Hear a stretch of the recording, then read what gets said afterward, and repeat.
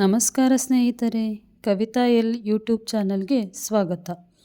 ಬಹಳ ವರ್ಷಗಳ ಹಿಂದೆ ಒಂದು ರಾಜ್ಯದಲ್ಲಿ ಒಬ್ಬ ರಾಜ ವಾಸವಾಗಿರ್ತಾನೆ. ಅವನು ಪ್ರಜೆಗಳನ್ನು ತುಂಬ ಪ್ರೀತಿಸ್ತಾ ಇರ್ತಾನೆ. ಆದರೆ ಅವನಿಗೆ ಒಂದೇ ಒಂದು ಬೇಸರ ಏನಿರುತ್ತೆ ಅಂದರೆ ಅವನಿಗೆ ಮಕ್ಕಳಿರಲ್ಲ.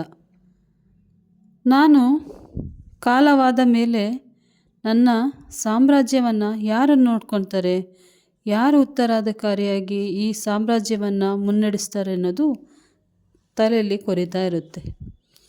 ಆದ್ದರಿಂದ ಅವನೇನು ಮಾಡ್ತಾನೆ, ಒಂದು ಸ್ಪರ್ಧೆಯನ್ನು ಏರ್ಪಡಿಸ್ತಾನೆ. ಏನಪ್ಪ ಅಂದರೆ ಆ ಸ್ಪರ್ಧೆ, ಊರಿನಲ್ಲಿರುವ ಮಕ್ಕಳನ್ನೆಲ್ಲ ಕರೆಸ್ಬಿಟ್ಟು ಎಲ್ಲ ಮಕ್ಕಳಿಗೂ ಒಂದೊಂದು ಬೀಜವನ್ನು ಕೊಡ್ತಾನೆ. ಬೀಜವನ್ನು ಕೊಟ್ಬಿಟ್ಟು ಹೇಳ್ತಾನೆ, ಯಾರು ಇದನ್ನು ಮನೆಯಲ್ಲಿ ಇಟ್ಟು ಬೆಳೆಸಿ ದೊಡ್ಡ ಗಿಡ ಅಥವಾ ಮರವಾಗಿ ತೆಗೆದುಕೊಂಡು ಬರ್ತಾರೋ ಅವರಿಗೆ ನಾನು ಬಹುಮಾನವನ್ನು ಕೊಡ್ತೀನಿ ಅಂತ ಹೇಳ್ತಾನೆ. ಎಲ್ಲ ಮಕ್ಕಳು ಖುಷಿಯಿಂದ ಏನು ಮಾಡ್ತಾರೆ, ಬೀಜವನ್ನು ತೆಗೆದುಕೊಂಡು ಮನೆಗೆ ಹೋಗ್ತಾರೆ. ಅದರಲ್ಲಿ ಒಬ್ಬ ಹುಡುಗ ಏನು ಮಾಡ್ತಾನೆ, ಪಿಂಟು ಅನ್ನೋ ಒಬ್ಬ ಹುಡುಗ ಇರ್ತಾನೆ. ಅವನು ತುಂಬ ಪ್ರಾಮಾಣಿಕವಾಗಿರ್ತಾನೆ. ಅವನು ಏನು ಮಾಡ್ತಾನೆ, ಒಂದು ಬೀಜವನ್ನು ತೊಗೊಂಡೋಗಿ ಮನೆಗೆ ಹೋಗಿ ಹಾಕಿ ದಿವಸ ನೀರು ಹಾಕ್ತಾನೆ. ಒಂದು 15 ದಿವಸ ಕಳೆಯುತ್ತೆ, ಮೊಳಕೆನೇ ಬರೋದಿಲ್ಲ. 1 ತಿಂಗಳು ಕಳೆಯುತ್ತೆ, ಆವಾಗಲೂ ನೀರು ಹಾಕಿರ್ತಾನೆ, ಅದು ಬೆಳೆಯೋದೇ ಇಲ್ಲ. ಹೀಗೆ ಕಾಲಗಳು ಉರುಳಿದಾಗ ಏನಾಗುತ್ತೆ, 1 ವರ್ಷ ಆಗುತ್ತೆ, ಅದು ಏನು ಬೆಳೆಯೋದೇ ಇಲ್ಲ. ಇವನಿಗೆ ತುಂಬ ಆಶ್ಚರ್ಯ ಆಗುತ್ತೆ. ಆದರೆ ಇವನ ಜೊತೆ ಕೊಟ್ಟಂತಹ ಬೀಜಗಳು ಆ ಮಕ್ಕಳೇನು ಮಾಡಿರ್ತಾರೆ, ಅದನ್ನು ಬೀಜ ಹಾಕಿ ಎಲ್ಲರೂ ಹೂವಿನ ಗಿಡ ಮತ್ತು ಮರ ಮತ್ತು ಚಿಕ್ಕ ಚಿಕ್ಕ ಸಸಿಗಳೆಲ್ಲ ಏನಾಗುತ್ತೆ ಬೆಳೆದು ದೊಡ್ಡ ಮರಗಳಾಗಿರ್ತವೆ. ಇವನಿಗೆ ತುಂಬಾ ಬೇಜಾರಾಗುತ್ತೆ. ಅವನೇನು ಮಾಡ್ತಾನೆ, ತನ್ನ ತಾಯಿ ಹತ್ರ ಬಂದು ಹೇಳ್ತಾನೆ, ಅಮ್ಮ, ನನ್ನ ಸ್ನೇಹಿತರದೆಲ್ಲ ಗಿಡಗಳೆಲ್ಲ ಬೆಳೆದಿದೆ ಅಮ್ಮ, ನಾನು ಎಷ್ಟೇ ಪ್ರಯತ್ನ ಪಟ್ಟರು ಈ ಗಿಡ ಬೆಳಿತಾನೆ ಇಲ್ಲಮ್ಮ ಅಂತ ಹೇಳ್ತಾನೆ. ಆವಾಗ ಅವನಿಗೆ ತುಂಬಾ ಬೇಸರ ಆಗುತ್ತೆ. ತಾಯಿ ಹೇಳ್ತಾಳೆ, ನೀನು ಪ್ರಾಮಾಣಿಕವಾಗಿದ್ದರೆ ನಿನಗೆ ದೇವರು ಇವತ್ತಲ್ಲ ನಾಳೆ ನಿನಗೆ ಒಳ್ಳೆ ಫಲ ಕೊಡ್ತಾನೆ, ನಿನ್ನ ಪ್ರಯತ್ನವನ್ನು ಯಾವತ್ತೂ ಬಿಡಬೇಡ ಅಂತ ತಾಯಿ ಹೇಳ್ತಾಳೆ. ಮಾರನೇ ದಿವಸ ಏನಾಗುತ್ತೆ ಅಂದರೆ, ರಾಜ ಅರಮನೆಗೆ ಎಲ್ಲದನ್ನೂ ಗಿಡಗಳನ್ನ ತೊಗೊಂಬಿಟ್ಟು ಬನ್ನಿ ಅಂತ ಡಂಗೂರ ಸಾರಿಸ್ತಾನೆ. ಎಲ್ಲ ಮಕ್ಕಳು ಖುಷಿಯಿಂದ ಏನು ಮಾಡ್ತಾರೆ, ತಾವು ಬೆಳೆದಂಥ ಗಿಡಗಳನ್ನ ತೊಗೊಂಬಂತಾರೆ ಅರಮನೆಗೆ. ಎಷ್ಟು ಖುಷಿಯಿಂದ ತರ್ತಾರೆ ಅಂದರೆ, ಆದರೆ ಪಿಂಟು ಏನು ಮಾಡ್ತಾನೆ, ಆ ಮಡಿಕೆಯಲ್ಲಿದ್ದ ಬೀಜದನ್ನೇ ತಗೊಂಬರ್ತಾನೆ. ಅವನ ಗಿಡ ಬೆಳೆದಿರೋಲ್ಲ. ಆವಾಗ ಎಲ್ಲ ಮಕ್ಕಳು ಅವನ ಮಡಿಕೆ ನೋಡಿ ನಗಾಡ್ತಿರ್ತಾರೆ, ಇವನ ಗಿಡನೇ ಬೆಳೆದಿಲ್ವಲ್ಲ, ಇವನಿಗೇನು ಪ್ರೈಸ್ ಬರುತ್ತೆ, ಇವನೇನಿಗೆ ಬರೋಕ್ಕೋಗಿದ್ದ ಅಂತ ಎಲ್ಲರೂ ಹೀಯಾಳಿಸ್ಕೊಂಡು ನಗಾಡ್ತಾರೆ. ರಾಜ ಏನು ಮಾಡ್ತಾನೆ, ಎಲ್ಲ ಗಿಡಗಳನ್ನ ನೋಡ್ಕೊಂಡು ಬರ್ತಾನೆ. ಆವಾಗ ಅವನಿಗೆ ಖುಷಿ ಆಗುತ್ತೆ, ಎಲ್ಲ ಚೆನ್ನಾಗಿ ಬೆಳೆದಿದ್ದೀರಾ ಅಂತ ಹೇಳ್ಬಿಟ್ಟು ನಗಾಡ್ತಾ ಪಿಂಟು ಹತ್ರ ಬರ್ತಾನೆ. ಅವಾಗ ಹೇಳ್ತಾನೆ, ಈ ಸ್ಪರ್ಧೆಯ ವಿಜೇತ ಪಿಂಟು ಅಂತ ಹೇಳ್ಬಿಡ್ತಾನೆ. ಮಕ್ಕಳಿಗೆಲ್ಲ ಆಶ್ಚರ್ಯ ಆಗುತ್ತೆ.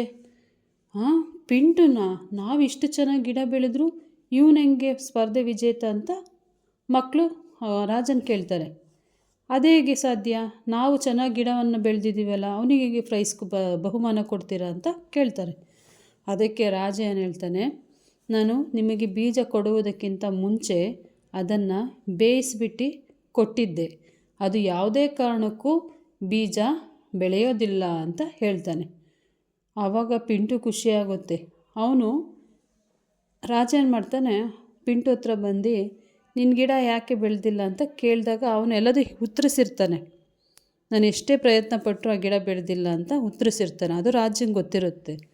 ಆದ್ದರಿಂದ ಅವನು ಪಿಂಟು ಏನು ಮಾಡ್ತಾನೆ, ತುಂಬ ಖುಷಿಯಾಗುತ್ತೆ ಅವನಿಗೆ ಬಹುಮಾನ ಬಂದಿರೋದಕ್ಕೆ. ಆಮೇಲೆ ರಾಜ ಘೋಷಣೆ ಮಾಡ್ತಾನೆ, ನನ್ನ ತರುವಾಯ ಅಥವಾ ನನ್ನ ನಂತರ ಪಿಂಟುನೇ ಉತ್ತರಾಧಿಕಾರಿಯಾಗಿ ಈ ರಾಜ್ಯವನ್ನು ಆಳುತ್ತಾನೆ ಅಂತ ರಾಜ ಹೇಳ್ತಾನೆ.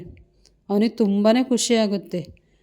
ಈ ಕಥೆಯಲ್ಲಿ ನಾನು ಏನು ಹೇಳಬೇಕು ಅಂತ ಇಷ್ಟಪಡ್ತೀನಿ ಅಂದರೆ, ಸತ್ಯ ಮತ್ತು ಪ್ರಾಮಾಣಿಕತೆ ಇದ್ದರೆ ನಾವು ಜೀವನದಲ್ಲಿ ಏನನ್ನು ಬೇಕಾದರೂ ಸಾಧನೆ ಮಾಡಬಹುದು. ಸುಳ್ಳು ಇವಾಗ ನಮಗೆ ತಾತ್ಕಾಲಿಕವಾಗಿ ಗೆಲುವನ್ನು ತಂದುಕೊಡ್ಬೋದು, ಆದರೆ ಇಂದಲ್ಲ ನಾಳೆ ಸತ್ಯವನ್ನು ನುಡಿದರೆ ಮಾತ್ರ ಅದು ನಮಗೆ ದೊಡ್ಡ ಮಟ್ಟದ ಗೆಲುವನ್ನು ತಂದುಕೊಡುತ್ತದೆ. ಎಲ್ಲರೂ ತಪ್ಪು ದಾರಿಯಲ್ಲಿ ಹೋಗ್ತಿದ್ರೆ ನಾವು ಆ ದಾರಿಯಲ್ಲಿ ಹೋಗಬಾರ್ದು. ಏಕೆಂದರೆ ನಾವು ಸತ್ಯದ ದಾರಿಯಲ್ಲಿ ನಡೆಯಬೇಕು. ಅದು ಯಾವತ್ತಾದರೂ ಒಂದು ದಿವಸ ನಮಗೆ ಉತ್ತಮ ಫಲಿತಾಂಶವನ್ನು ತಂದುಕೊಡುತ್ತದೆ. ಎಲ್ಲರಿಗೂ ಈ ಕತೆ ಮೂಲಕ ಹೇಳೋದಕ್ಕೆ ಇಷ್ಟಪಡ್ತೀನಿ. ಯಾರ್ಯಾರು ನನ್ನ ಯೂಟ್ಯೂಬ್ ಚಾನಲನ್ನು ನೋಡ್ತಿದ್ದೀರಾ, ದಯವಿಟ್ಟು ಸಬ್ಸ್ಕ್ರೈಬ್ ಮಾಡಿ, ಲೈಕ್ ಮಾಡಿ, ಕಮೆಂಟ್ ಮಾಡಿ ಮತ್ತು ಶೇರ್ ಮಾಡಿ. ಏನಾದರೂ ನಿಮ್ಮ ಅನಿಸಿಕೆಯನ್ನು ಹೇಳಬೇಕು ಅಂದರೆ ಕಮೆಂಟ್ ಬಾಕ್ಸಲ್ಲಿ ದಯವಿಟ್ಟು ಕಮೆಂಟ್ ಮಾಡಿ ಅಂತ ಈ ಮೂಲಕ ಎಲ್ಲರಿಗೂ ಹೇಳ್ತೀನಿ. ಹಾಗೆ ನಾನು ಹೆಚ್ಚು ಹೆಚ್ಚು ವೀಡಿಯೋವನ್ನು ಮಾಡೋದಕ್ಕೆ ಸಹಾಯ ಆಗುತ್ತೆ. ದಯವಿಟ್ಟು ಎಲ್ಲರೂ ಹೀಗೆ ನನ್ನ ಯೂಟ್ಯೂಬ್ ಚಾನಲನ್ನು ಹೆಚ್ಚಾಗಿ ನೋಡಿ ಪ್ರೋತ್ಸಾಹಿಸಿ ಮತ್ತು ಬೆಳೆಸಿ ಅಂತ ಈ ಮೂಲಕ ಎಲ್ಲರಿಗೂ ಕೇಳ್ಕೊಳ್ತೀನಿ. ಇಷ್ಟು ಮಾತನ್ನು ಕೇಳಿದ ನನ್ನ ಎಲ್ಲ ಸ್ನೇಹಿತರಿಗೂ ಧನ್ಯವಾದಗಳನ್ನು ತಿಳಿಸುತ್ತೇನೆ.